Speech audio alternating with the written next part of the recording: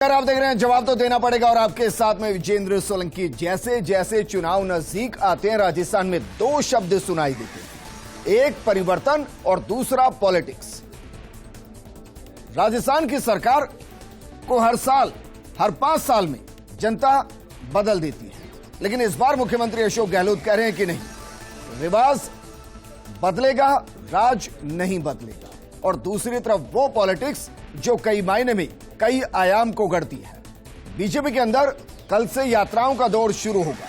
4 दिन 4 अलग अलग यात्राएं, या कहें कि 4 अलग अलग दिशाओं से राजस्थान की जनता को टच करते हुए उस राजधानी जयपुर तक पहुंचेंगे 18 दिनों के बाद, जहां से प्रधानमंत्री मोदी एक नया आगाज करेंगे। लेकिन 4 अलग अलग जगहों से, या कहें कि 4 अलग अलग राजस्थान के सुप्रसिद्ध तीर्थ स्थलों से ये यात्राओं का आगाज होगा। राजस्थान का कोई चेहरा नहीं होगा, कोई प्रोमिनेंट चेहरा नहीं होगा, कोई प्रोमिनेंट नेता किसी भी यात्रा के किसी पड़ाव का फेस नहीं होगा। जो हरी झंडी दिखाने आएंगे वो केंद्र के नेता होंगे, मसलन नितिन गडकरी होंगे, राजनाथ सिंह होंगे, जेपी नड्डा होंगे, अमित शाह होंगे, और जो समापन होगा वो प्रधानमंत्री मोदी के साथ होगा। तो सवाल यह कि क्या बीजेपी इस परिवर्तन पॉलिटिक्स के जरिए बीजेपी के अंदर एक संदेश दे रही है कि चेहरा कोई नहीं है, या संदेश दे रही है कि चेहरे को खोजने के लिए इस परिवर्तन यात्रा को जमीन पर उतारा जा रहा है। इस दौरान यह भी कहा जा रहा है कि 1 करोड़ से ज्यादा लोगों से सजेशन लिए जाएंगे कि राजस्थान में वो क्या चाहते हैं, और उसी आधार पर घोषणा पत्र बनाया जाएगा। बहरहाल परिवर्तन पॉलिटिक्स क्या वाकई में राजस्थान में और बीजेपी में कोई परिवर्तन ला पाए, आज बात इसी।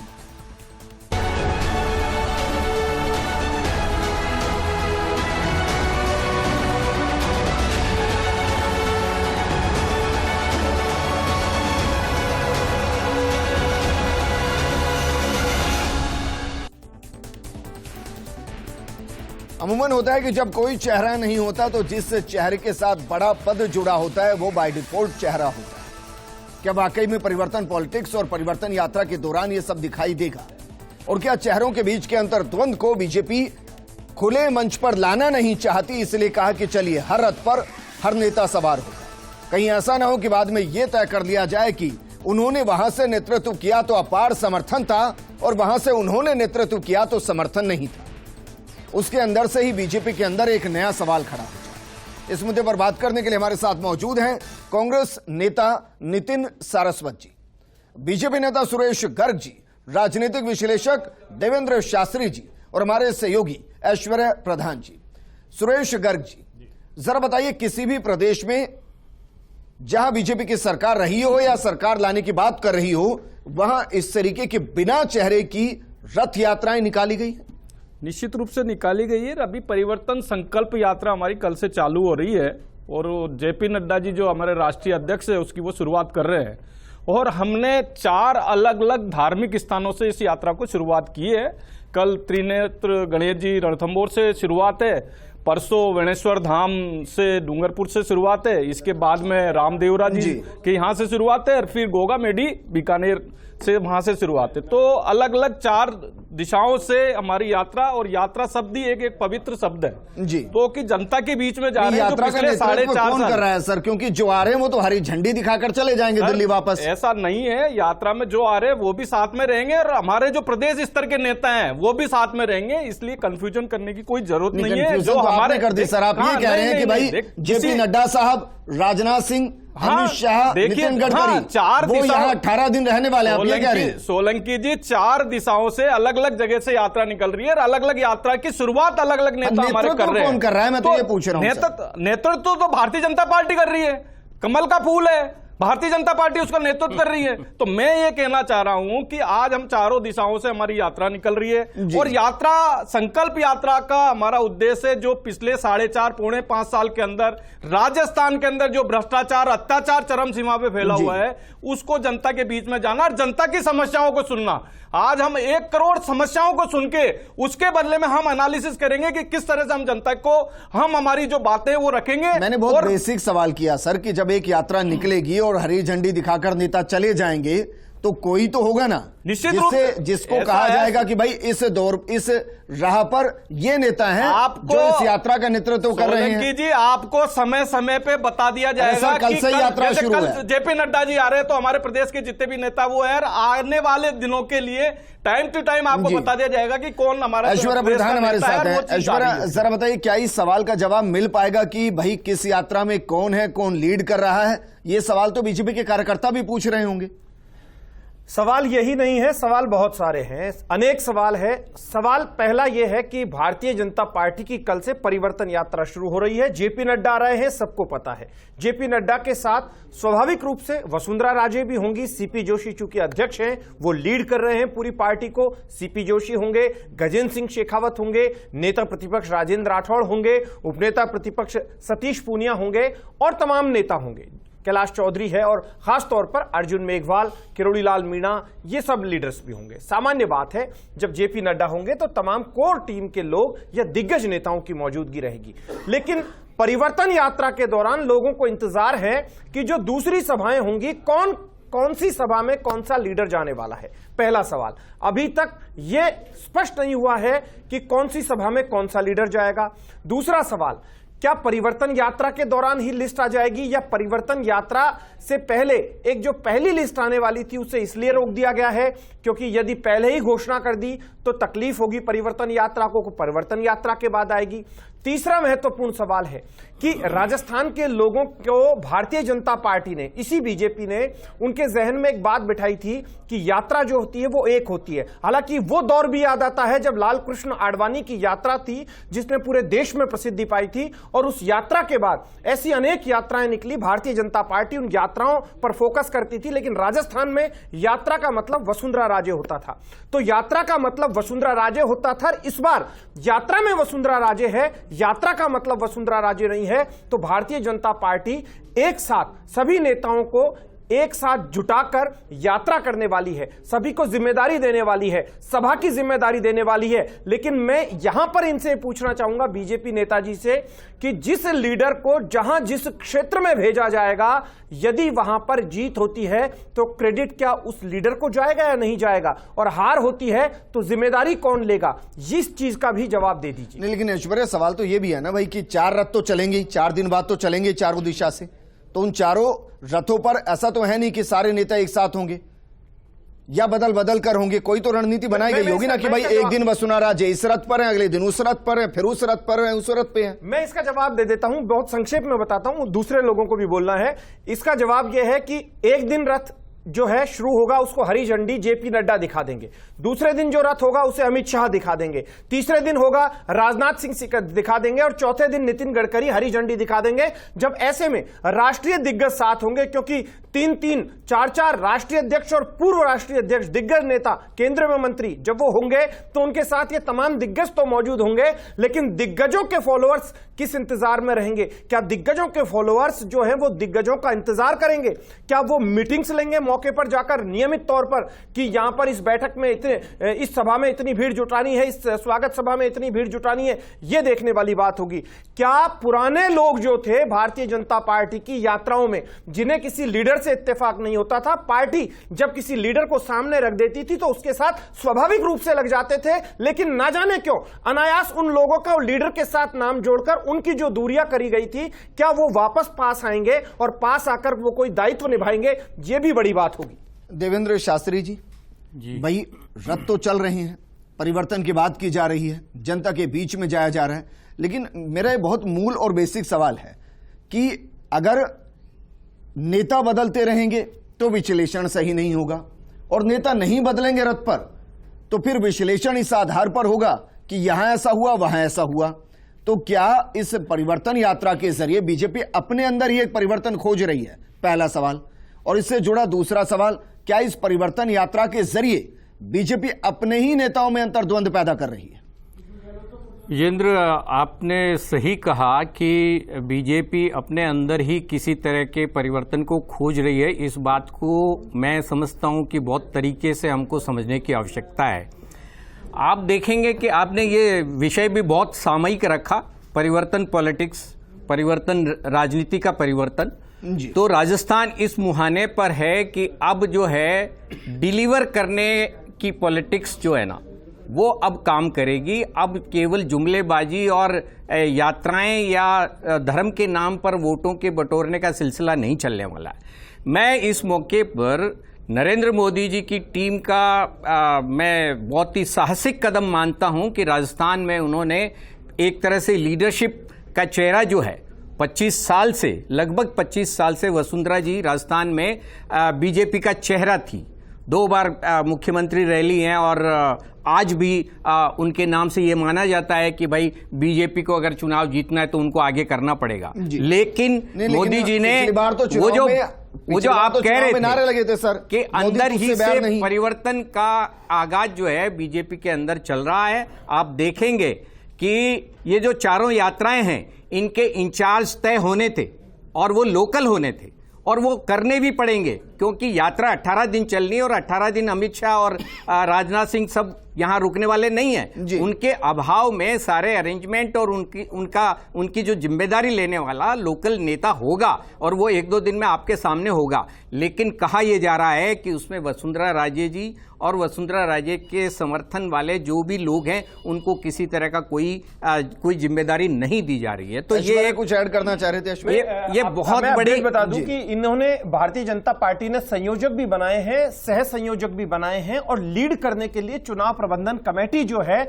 मेरे ख्याल से सीए साहब को बोलना था, लेकिन जो प्रबंधन कमेटी है वो भी बनाई है नारायण पंचारिया के नेतृत्व में। और एक जिस चीज का थोड़ी देर पहले अक्सर लोग जिक्र करते हैं, मैं यहां पर उस चीज को भी बता दूं, ना जाने क्यों एक मैसेज अनायास चल निकला कि इस यात्रा को लीड सीपी जोशी करेंगे, इसे वसुंधरा राजे, इसे राजेंद्र राठौड़ और इसे गजेंद्र सिंह शेखावत। फिर एक मैसेज चला, इसे गजेंद्र सिंह शेखावत, इसे सतीश पूनिया, इसे वसुंधरा राजे, इसे सीपी जोशी। एक मैसेज चला था और एक काल्पनिक सा मैसेज था और वो मैसेज ऐसा चला कि कई जगह खबरें भी छप गई और खबर छपने के बाद लोगों ने कयास भी लगा लिए। उसके बाद भारतीय जनता पार्टी को सफाई देनी पड़ी प्रेस कॉन्फ्रेंस करके और यह कहना पड़ा कि भाई सामूहिक नेतृत्व से सभी लोग रोटेट होते रहेंगे, तमाम लीडर अपने दौरे करते रहेंगे और ये सफाई देने के बाद स्पष्ट हो गया कि जो यात्रा है ये सभी एक साथ निकालेंगे और प्रयोग जो है दूसरे राज्यों में इस तरीके के किए जा चुके हैं। जी ठीक है साथ नितिन, क्या वाकई में इस परिवर्तन पॉलिटिक्स का कांग्रेस पर कोई असर पड़ेगा? मैं इसलिए कह रहा हूं क्योंकि 18 दिन में राजस्थान की 200 विधानसभा को नाप दिया जाएगा। बीजेपी के बड़े नेता चाहे वो प्रदेश के हों या देश के हों, वो जनता से कनेक्ट हो चुके होंगे। 1 करोड़ से ऊपर का टारगेट रखा गया है कि भाई इतनी शिकायतें हमें लेनी है। वो एक अलग बात है कि उनमें से कितनी माननी है और घोषणा पत्र को कितना अपने अंदाज में बनाना है। देखिए विजेंद्र जी, जैसे कि सभी लोगों ने कहा कि एक नेतृत्व विहीन है, मैं कह रहा हूं ये नेतृत्व विहीन नहीं, एजेंडा विहीन भी है। और साथ में इस यात्रा ने भाजपा के जो अंतरकलह और अंतर्द्वंद की एक बहुत बड़ी पोल यहाँ पे राजस्थान की 8 करोड़ जनता के सामने रख दी है। पहले बोला गया कि 1 यात्रा निकलेगी, फिर वो 4 यात्राओं तक गया। पहले बोला 1 नेतृत्व होगा, फिर वो 4 नेतृत्व तक गया और फिर बाद में बोला कि नेतृत्व विहीन होगा। पहले बोला गया अमित शाह जी आएंगे, वसुंधरा राजे के लेके हरी झंडी दिखाएंगे, लेकिन वो वसुंधरा राजे जी को वसुंधरा राजे जी का शेयर नहीं करना चाहते थे, इसलिए उन्होंने नहीं किया। उसके बाद में बोला प्रदेश के नेताओं के बीच में लड़ाइयां थी और वो लड़ाई और अंतर्द्वंद सामने ना आ जाए, इसलिए केंद्रीय नेतृत्व को वो हरी झंडी दिखानी पड़ी। आप देखिए कि लगातार हम देख रहे हैं कि ना तो कोई सामंजस्य है और ना ही कोई एजेंडा है। आज ये इनकी जो कुंठा है और हताशा हमारे भाजपा के प्रवक्ता के सामने आ रही है लगातार। सुरेश गर्ग जी सर पानी पीछे ना सुरेश गर्ग जी। लेकिन नितिन, ये भी तो राजस्थान में देखा है कि अपनी सरकार के खिलाफ अनशन भी हो जाते हैं, अपनी सरकार के खिलाफ यात्राएं भी हो जाती हैं। उससे तो ठीक है कि एक पार्टी अपने अंदर ही अपने नेताओं के साथ एक यात्रा निकाल रही है।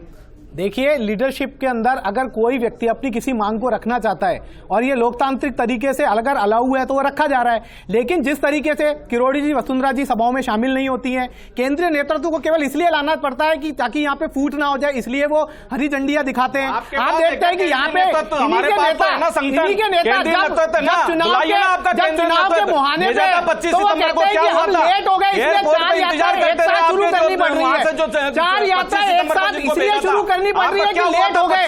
आप खुद इस बात से समझिए कि 4.5 साल जमीन पे एयरपोर्ट पे इंतजार करते रहे, मुख्यमंत्री जी दूसरी जगह चले गए और उनके आदमी बाहर में विधायक इस्तीफा देके विधानसभा अध्यक्ष के पास चले गए थे। जनता ने तय कर लिया है उन्होंने पहले ही कि इस बार रिवाज नहीं बदलेगा, इस बार रिवाज बदलेगा, रिवाज बदलेगा और केवल राज आएगा। मैं कह रहा हूं कि भारतीय जनता पार्टी की सरकार बनेगी और जो पिछला रिकॉर्ड है वो सब तोड़ के बताएंगे हम। भारतीय जनता पार्टी की जो पिछले रिकॉर्ड से हम जीते थे उससे ज्यादा सीटों से भारतीय जनता पार्टी यहाँ पे जीतेगी।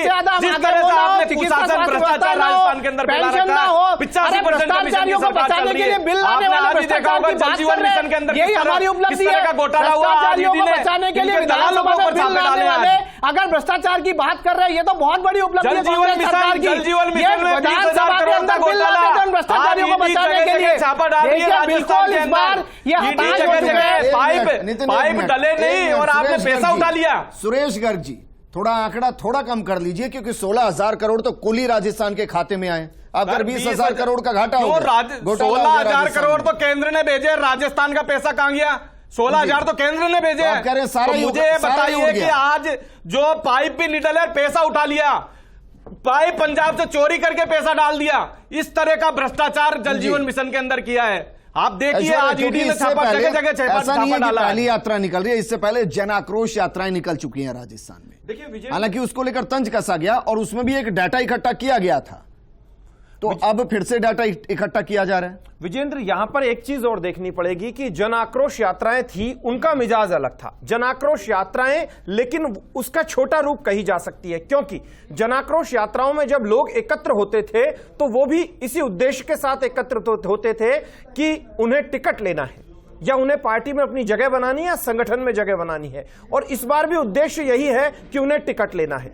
लेकिन जब वो टिकट लेने के उद्देश्य से आते हैं तो सामान्य जन की एक बड़ी भीड़ भी अपने साथ लेकर आते हैं और उस भीड़ के माध्यम से ये जन समूह में दिखाने का प्रयास किया जाता है कि मेरे साथ एक बड़ी भीड़ है, मुझे टिकट दिया जाए अप्रत्यक्ष रूप से। लेकिन मैं आपको फ्लैशबैक में लिए चलता हूं, इसी पूर्वी राजस्थान से यात्रा का आगाज हो रहा है, जहां पर की ठीक 4-5-6 दिन पहले एक और बड़ी सभा हुई थी जो प्रत्यक्ष रूप से सरकारी थी, लेकिन ना जाने क्यों अप्रत्यक्ष रूप से जब वो पोस्टर लहराए गए और अप्रत्यक्ष रूप से वो राजनीतिक सभा बन गई। और उस सभा में खुद अमित शाह थे, लोकसभा अध्यक्ष ओम बिड़ला थे और उनके अलावा राजेंद्र राठौड़ और किरोड़ी लाल मीणा थे। अच्छी खासी भीड़ जुटी और भीड़ देखकर अमित शाह ने भी जमकर प्रहार किए अशोक गहलोत सरकार पर। तो पूर्वी राजस्थान का मिजाज अमित शाह भांप कर जा चुके थे और जब अमित शाह ने एयर स्ट्रिप पर बातचीत की वहां के नेताओं से, तो उसी जगह वो ये तय करके जा चुके थे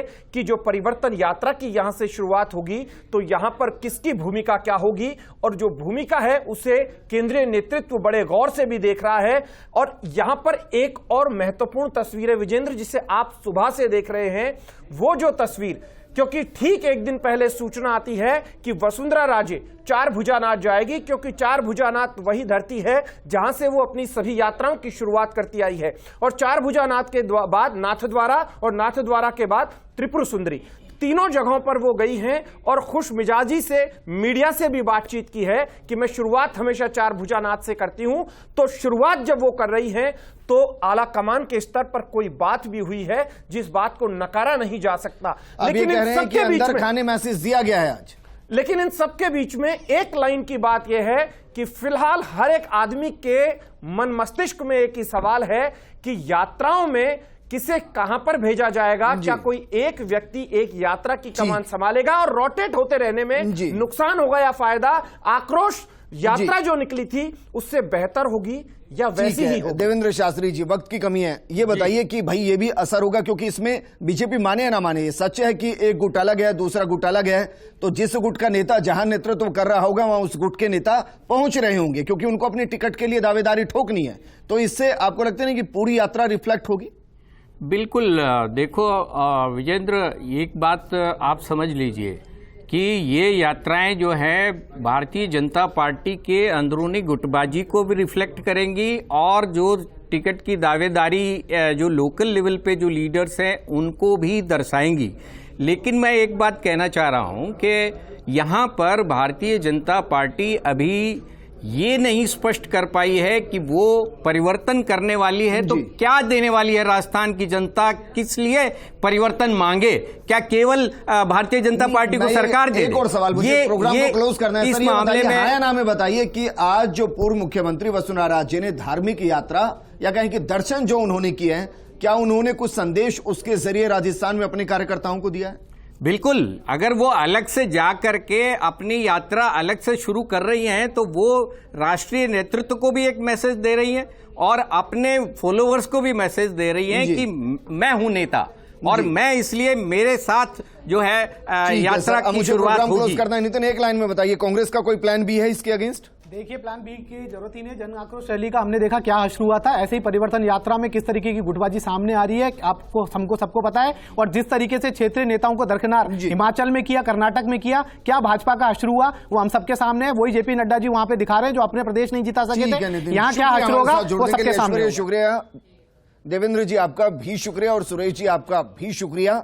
राजनेता जब जमीन पर होता है तो जमीनी हकीकत को समझता है और जमीनी हकीकत को बदलने की बात भी करते हैं, लेकिन अगली बार फिर से वही राजनेता जमीन पर होता है और उसी जमीनी हकीकत को बदलने की बात करते हैं। परिवर्तन पॉलिटिक्स किसी पॉलिटिकल पार्टी में कितना बदलाव लाती है और परिवर्तन राजस्थान में कितना लाती है, ये अगले कुछ ही महीनों में पूरी तरीके से साफ हो जाएगा। नमस्कार।